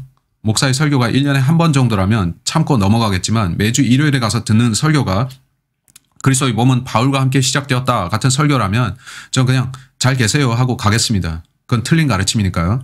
하지만 그가 어쩌다가 그렇게 말하고 다시 그렇게 안 한다면 저는 어쩌면 그 목사를 용납하고 교제할 수도 있겠죠. 하지만 하나님께서 우리에게 양심과 생각을 주셨기 때문에 우리는 스스로 어느 교회를 다닐지 정할 수 있습니다. 가능하죠. 어떤 목사들은 당신이 내 교회를 떠난다면 그것은 당신이 악한 겁니다 라고 할 텐데 그건 독재자입니다. 그러한 목사와 교회로부터는 빨리 떠나십시오. 그 목사는 신자인 당신을 돌봐주는 사람이 아닌 겁니다. 당신이 돈을 원할 뿐입니다. 이건 슬픈 일인데 오늘날의 많은 교회들이 그렇습니다. 많은 목사들이 거짓 교리를 가르치고 있습니다. 선한 신자들은 많지만 그들이 어디로 가야 되는지 모릅니다. 많은 경우에 그들은 교회를 떠나는데 슬픈 일입니다. 여러분은 다른 측면도 볼 수 있는데 선한 목사가 악한 회중에게 오면 회중이 떠나버리죠. 그런 겁니다. 우리가 하늘에 가기까지 완벽한 교회를 갖지는 못할 겁니다. 따라서 하늘에 있는 그리스도의 몸된 교회는 완벽하고 점이 없습니다. 에베소서 5장에서 말씀합니다. 따라서 하지만 이런 것은 알고 있으면 좋습니다. 만일 여러분이 어떤 교회로 갔는데 목사가 잘못 가르치는 걸 보면 그와 대화를 한번 한다고 치죠. 그에게 성경 구절들을 보여주고 목사님 당신은 이렇게 말씀하는데 성경은 다릅니다. 어떻게 하실 겁니까? 솔직히 말해 저는 동의하지 못합니다. 성경은 이렇게 말씀하는데 당신은 저렇게 말하니까요. 그렇다면 저는 동의할 수가 없으니 여기를 떠나야 하는데 당신이 저를 용납하거나 제가 당신을 용납할 수 있다면 어떤 타협책이 있을까요? 이런 많은 일들이 우리가 소위 비본질적 교리들이라 부르는 데서 일어납니다. 너무 비본질이라서 그 논쟁이 성경의 구원, 성화와 무관하다는 얘기죠. 우리는 그런 의견 차이는 접어둘 수 있습니다. 많은 경우에 자만심이 문제입니다. 사람들은 자만으로 가득 차서 그 자만으로 상처 주고 공격하면서 상대를 교회에서 몰아내려고 합니다. 우리는 그런 일은 절대 해서는 안 됩니다. 우리 모두는 믿음 안에서 하나가 되어야 하는데 성경이 어떻게 말씀합니까? 오늘 저는 최선을 다해서 왜 제가 이 사람들과 같지 않은지, 왜 바울이 그리스도의 몸이 시작이 아닌지를 설명했는데 그리스도의 몸이지 바울의 몸이 아니었습니다. 바울은 자신이 박해하던 교회가 그리스도 안에 있는 사람들로 채워져 있었다고 말하는데 그렇지 않나요? 저는 매번 메시지에서 이걸 이야기하지는 않을 겁니다. 이렇게 한번 얘기한 거고 지나가면서 한 겁니다. 하지만 저는 여러분이 제가 누구이며 어떠한 입장인지를 알기 바랍니다. 아시죠? 우리는 서로 동의를 안 해도 친구는 될 수 있지만 논쟁의 기회를 삼지는 마세요. 아시죠? 또 바울이 말한 대로 교회 안으로 은밀히 들어와서 사람들 데리고 나가는 짓은 하지 마십시오. 바울이 어리석은 여인들을 사로잡아가는 자들에 대해서 경고했죠. 한번 읽어봅시다. 사도행전 20장에 경고하는 것이 있는데 읽어봅시다. 왜냐하면 그것이 분리를 가져오기 때문입니다. 크리스찬들이 단결해야 할 때가 있다면 바로 지금입니다. 한데 크리스찬들은 이전보다 더 심하게 분열되고 있죠. 그래서 마귀가 승리하고 있는데요. 크리스찬들이 서로를 지켜주지 않기 때문입니다. 사도행전 20장 28절 바울이 말합니다. 그러므로 너희 자신을 조심하고 모든 양떼에게도 그리하라. 이들을 위하여 성령께서는 너희를 감독자들로 세우셨으며 하나님께서 자신의 피로 사신 하나님의 교회를 돌보게 하셨느니라. 아멘. 저는 예수님이 피에 대한 구절을 좋아합니다. 29절 또 내가 이것을 아노니 내가 떠난 후에 흉악한 이리들이 너희 가운데로 들어와서 양떼를 아끼지 아니할 것이며 또한 너희 가운데서도 사람들이 일어나서 왜곡된 것을 말하여 구원받은 사람들이 이렇게 하는 것 같습니다. 29절에서는 잃어버린 죄인들이었던 것이고 30절은 거듭난 사람들입니다. 제자들을 끌어내어 자기들을 좇게 할 것이라. 자, 이런 자가 되지 마십시오. 31절 그러므로 깨어있어 내가 3년 동안 밤낮으로 각 사람에게 쉬지 않고 눈물로 훈계하던 일을 기억하라. 따라서 바울은 내가 너희를 위해서 울었다. 너희가 이리들에게 끌려가는 것과 교회 안에서 믿는 자들이 스스로 거짓 교리를 가르치는 걸 보고 싶지 않다라는 것인데 그는 문자 그대로 그들을 사랑했고 진짜 목자는 이런 사람입니다. 자기 사람들을 사랑하죠. 이게 중요합니다. 훌륭한 질문들이었습니다. 또 있나요? 아멘. 제가 누구를 공격한 게 아니길 바랍니다. 아멘. 저는 사실들만을 증거했습니다. 아멘. 잘 마쳤습니다. 좋아요. 이제 기도로 마칩시다. 주님 감사합니다. 성경을 살펴볼 기회를 주셔서 주여 우리는 당신을 사랑하며 성경을 사랑합니다. 우리가 붙들 수 있는 것은 주님의 말씀뿐임을 믿습니다. 사람이 주의 말씀으로 의롭게 되는 것을 믿습니다. 당신의 말씀은 선하고 놀라우며 대단합니다.